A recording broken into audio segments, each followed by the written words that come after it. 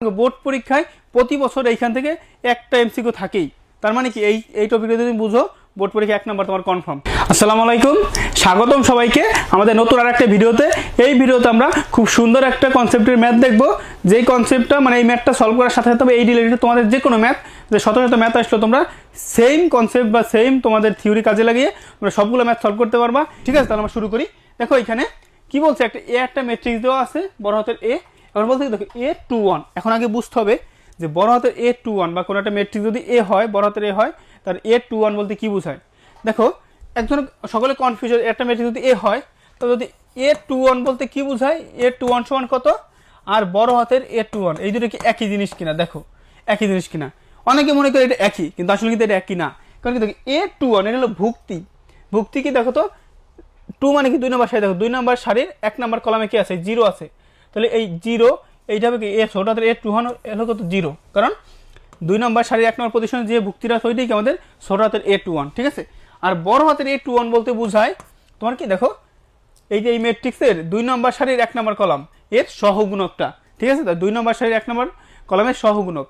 ঠিক আছে, সহগুণক কি এখন এইটা আমাদের বোঝা লাগবে। দেখো সহগুণক কিছুই না, খুবই সহজ, একটু মনোযোগ দাও।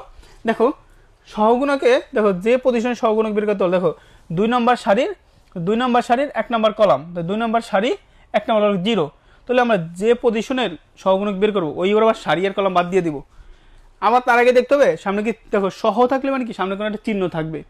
অনুরাশির সামনে কোনো চিহ্ন থাকে না, কিন্তু সহগুণকের সামনে চিহ্ন থাকে। চিহ্ন কি হয়, প্লাস চিহ্ন থাকবে না মাইনাস চিহ্ন থাকবে।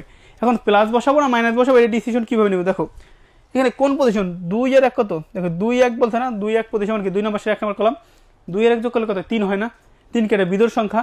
যদি এই দেখো পজিশনের দুইটার যোগফল যদি আমরা করি, যোগফল যদি কি বিজোড় সংখ্যা হয় তাহলে সামনে চিহ্ন হয় মাইনাস। দেখো 2 এর 1 3, 3 কি মাইনাস, বিজোড় সংখ্যা সামনে মাইনাস হবে একটা।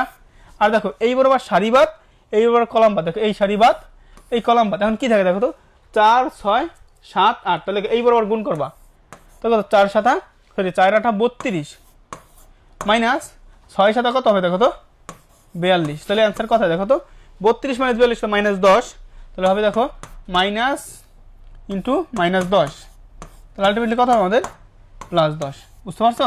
তাহলে তার মানে বড় হাতের A21 বলতে বুঝে আমাদের এখানে সহগুণক। ঠিক আছে, বুঝতে পারছো সবাই? তাহলে সবাইকে অসংখ্য ধন্যবাদ আমাদের সাথে এতক্ষণ থাকার জন্য।